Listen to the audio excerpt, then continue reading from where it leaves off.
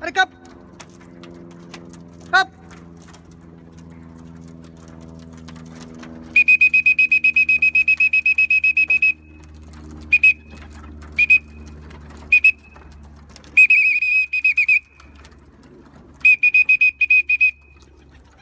Hop.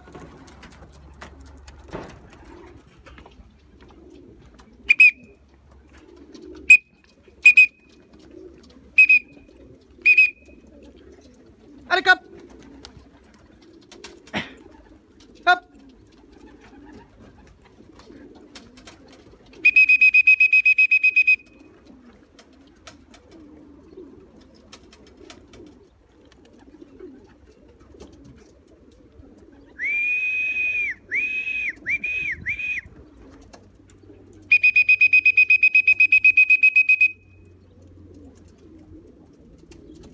Quoi? Allez, cop.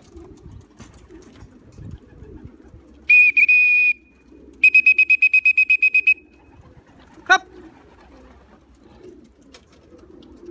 Allez, cop.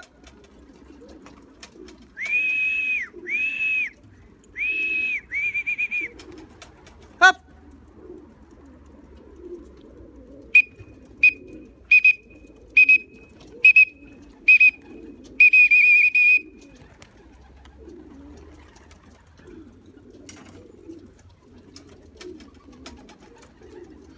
Eh non, la saison des concours n'a pas encore commencé, mais on commence déjà un petit peu à les mettre dans le bain. On a ressorti le sifflet, histoire de commencer à les faire rentrer avec le sifflet.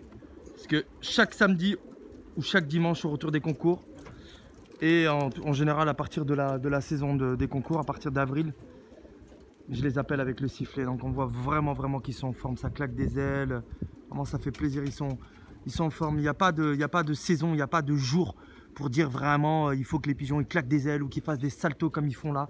Ils sont restés 2 heures, j'ai été faire un footing, j'ai couru pendant 1 heure et ils avaient volé 1 heure, les mâles. On voit, regardez, ils planent, voilà. Et tous, hein, ils font ça, ils claquent des ailes, ils partent. Les groupes s'explosent, j'aime beaucoup, vraiment, j'aime beaucoup quand ils sont comme ça. Donc on sent vraiment la santé là, la vitalité, la puissance là. Et encore, c'est rien du tout, encore, j'ai vraiment hâte de commencer cette saison colombophile. Il nous reste pas, le mois de janvier va être terminé, donc février-mars, ça reste des mois de préparation. Donc c'est vraiment à nous colombophiles de bien préparer nos pigeons.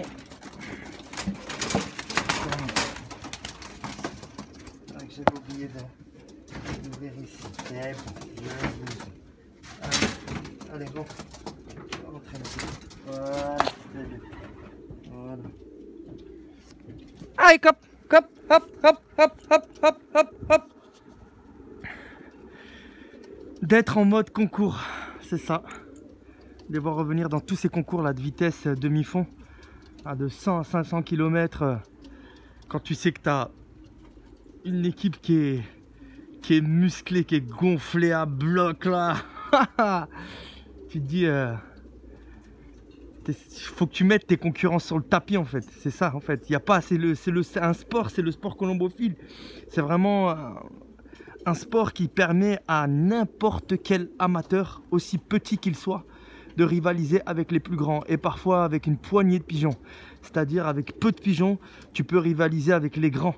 Il suffit juste d'avoir des pigeons de très bonne qualité, parce que pour moi c'est 70 à 80% c'est la qualité du pigeon, et après c'est le reste, c'est le management, la nourriture.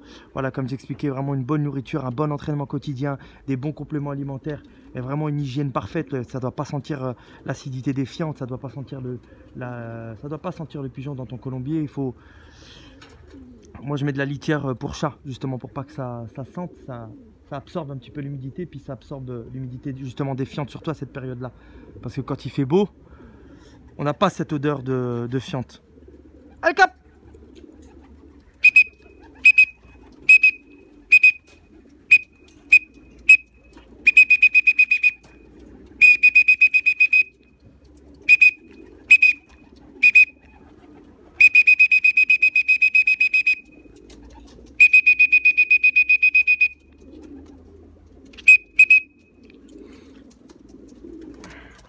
Mon record Mon record en colombophilie, c'est les 98 premiers prix.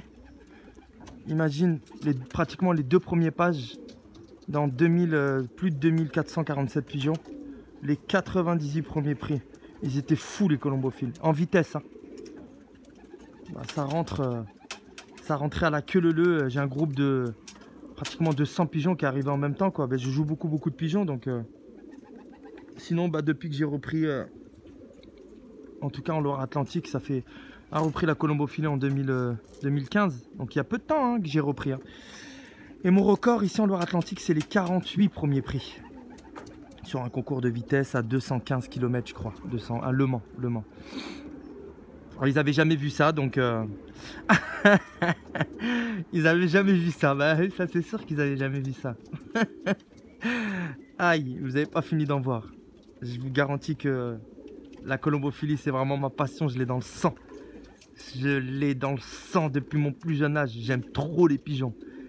Jamais je mettrai les pieds à terre pour qui que ce soit. Je kiffe trop la colombophilie. J'aime ce sport. Et ce sport, il permet à tous les colombophiles d'être à la base au même niveau. Tout le monde est au même niveau. Je te dis, si tu as des bons pigeons, ne serait-ce qu'une poignée de pigeons, 10 pigeons de très bonne qualité, que tu les soignes bien, tu peux rivaliser avec n'importe qui. Même avec moi. Même si, faut arrêter de penser que tous les bons colombophiles, c'est des tricheurs et des dopeurs. Faut arrêter avec ça. De toute façon, il va y avoir des contrôles cette année. Ils vont venir, ils vont apporter les preuves. Vous faites que des blabla, vous arrivez même pas à ma cheville. C'est ça. Il dit les cafards là, du groupement là. J'appelle ça des cafards. Tu sais, les cafards, quand ils te voient, ils courent. Ils courent, ils se cachent en dessous le frigo. J'avais eu une époque quand j'étais gamin, chez mes parents, il y avait des cafards, il y avait une invasion de cafards. Dès qu'ils te voient, ils fuient. Ou comme des rats en fait. Les rats là, quand ils te voient, ils se faufilent. Ah. Ça gratte pas ses colombiers, ça entraîne pas, ça n'achète pas de pigeons. Il y en a certains, je crois, ils jouent avec les mêmes origines depuis 1980. 1980-1990, ils n'ont jamais racheté un seul pigeon.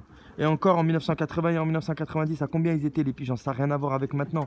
Il n'y avait pas Pipa, il n'y avait pas les ventes aux enchères qu'il y a maintenant sur Airbots, il n'y avait pas tout ça. Les pigeons, ça coûtait rien. 1980, imagine, il y en a certains. 1980-1990, ils n'ont jamais racheté de pigeons. Ça a évolué, mon frère. Les origines ont évolué, les colombiens ont évolué. Là, je t'ai dit, comme j'ai dit dans une des dernières vidéos, la colombophilie, s'est professionnalisée. Elle s'est professionnalisée.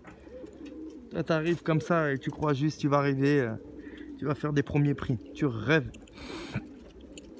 En tout cas, toi qui regardes cette vidéo, mon pote, occupe-toi bien de tes pigeons et rentre pas dans les cancans des colombophiles. Gratte tes colombiers une fois que tu cherches toujours à devancer ton adversaire. C'est ça l'objectif. Il faut toujours chercher à devancer son adversaire. Voilà l'objectif. Il faut laisser parler les gens et travaille, gratte, nettoie, entraîne, achète des pigeons. Essaye de t'intéresser à la colombiculture. Le jour, on me demandait comment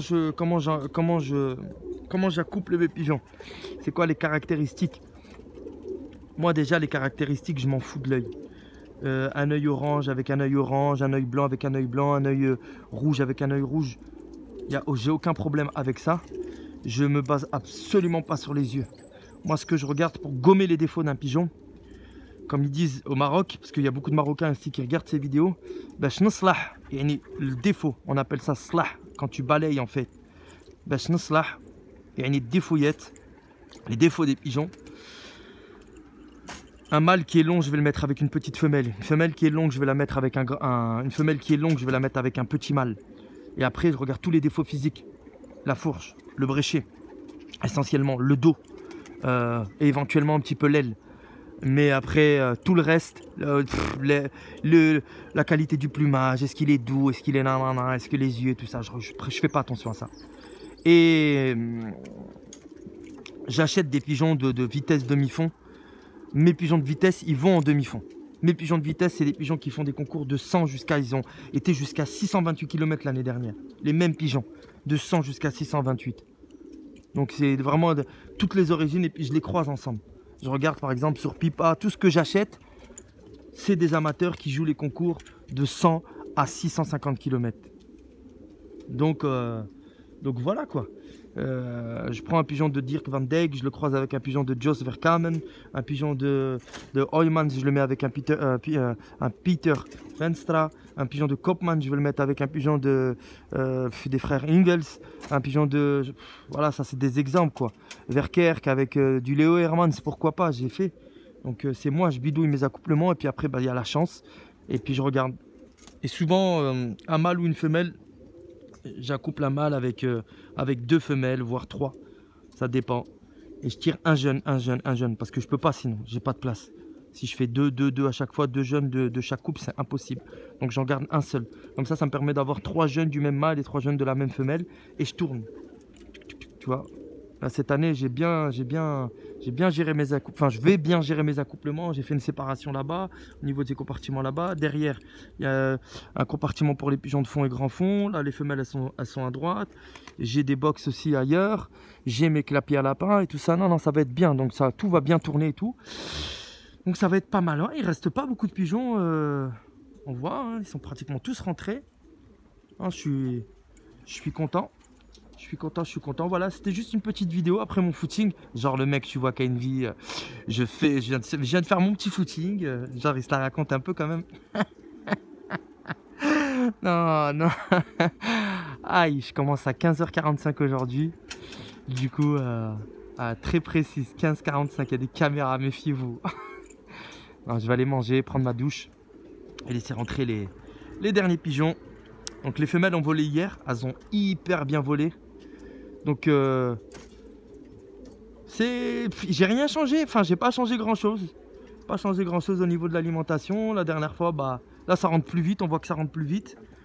Après si j'ai fait une petite modification, là je pars cette semaine sur beaucoup plus d'orge, beaucoup plus de blé, beaucoup plus de maïs. Maïs, orge et blé uniquement. J'ai retiré les protéines. Tout ce qui est févrole, tout ce qui est pois, ils n'auront pas ça jusqu'à mercredi. J'ai envie d'avoir confirmation par moi-même en fait. Le colombophile, il doit être, c'est lui qui doit avoir un œil averti en fait. Donc ce que j'ai envie de le voir de moi-même, c'est comment la poitrine elle change de couleur. Parce que je l'entends et puis je l'ai remarqué, mais j'ai envie d'avoir la certitude que ça vient des pois. Souvent, je pense que quand les pigeons ils mangent beaucoup de pois, les poitrines elles sont bleues. Elles sont pas roses. Donc là, le fait de retirer les protéines, les poitrines normalement vont devenir rosées. D'accord. Donc je suis en train de me faire une petite expérience pour en avoir le cœur net. Ça et puis voilà, cette année je suis sur on a un partenariat avec Run Freight là-bas, le panneau vert. Donc je vais recevoir tous les produits Run Freight et d'autres produits. Tout va arriver la semaine prochaine. On va être opérationnel. Il y a 2 volières aussi qui vont arriver pour ce colombier là-bas. 2 volières comme celle-ci là. Donc il y aura des volières partout au final. Voilà, le même gars, sauf ceux-là là. Celle-là et celle-là, c'est moi et Benoît qui les avons fait avec de la récup. Et elles sont très très bien. Là, ils apprennent à rentrer par ce Spoutnik là avec par les clapettes. Ils avaient peur au début, ils étaient chiants. Donc c'est pour ça aussi que il y en a certains qui tardent un petit peu à rentrer. Sinon, voilà quoi. Il y a les tuiles aussi. On va mettre les tuiles la semaine prochaine. 2 tuiles par compartiment ici. Et puis on mettra 2 tuiles par compartiment le mois d'après. On fait petit par petit parce qu'il faut aussi qu'on vive. On va pas non plus se priver. On va pas se priver à cause des pigeons. Faut pas non plus se priver pour les pigeons quoi. Voilà. Bon écoutez amis colombophiles, j'espère que vous allez bien en tout cas. Je sais pas comment ça se passe chez vous. Est-ce que vos pigeons sont en forme? Est-ce qu'ils ont un plumage soigneux? Est-ce que les fientes sont belles? Est-ce que vous avez envie de parler de thématiques? N'hésitez pas à laisser vos messages. J'ai pris note de pas mal de messages que certains colombophiles ont laissés. Par exemple, comment on reconnaît un pigeon de vitesse et demi-fond ou de fond. Il y a plein de choses que j'ai notées, mais j'attends d'avoir un maximum de thèmes pour pouvoir en parler. Enfin, un maximum de thèmes. Je vais peut-être qu'à la prochaine vidéo, je répondrai en tout cas à vos questions. Hein. Donc, il y a des fois, même si je réponds pas dans l'immédiat, vous inquiétez pas, je vous oublie pas. Voilà. Et je vous souhaite en tout cas une très très bonne saison colombophile 2019. Et puis n'hésitez pas, si vous avez des questions ou si vous avez besoin d'informations, laissez vos messages au niveau des vidéos YouTube. Tout en bas, vous laissez un commentaire. Je ne manquerai pas d'y répondre. Ou ceux qui ont l'habitude de me parler aussi sur Facebook, n'hésitez pas à me répondre. Après, voilà, il y en a certains qui pensent que je suis au chômage, je ne travaille pas, ou qu'il faut que je sois à leur disposition, il faut que je réponde tout le temps. C'est pas... Non, les gars, j'ai aussi une vie, j'ai ma vie chez moi, je dois me faire à manger, je dois dormir, je peux pas parler jusqu'à 23h, minuit, 1h du matin. Il y en a, c'est toujours les mêmes. Il faut qu'ils comprennent aussi que voilà, j'ai une vie, je vais au cinéma, je vais au bowling, je vais au laser game.